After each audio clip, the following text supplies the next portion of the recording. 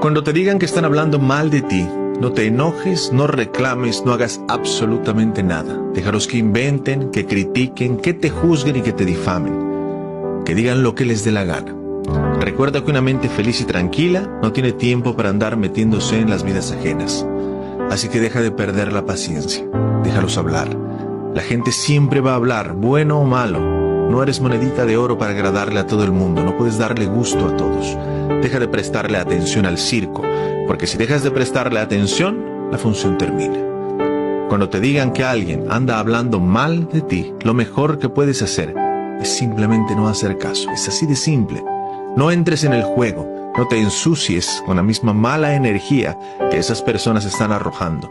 Deja que el karma, deja que la justicia divina se encarguen de todo. Tarde o temprano, lo que uno hace siempre vuelve.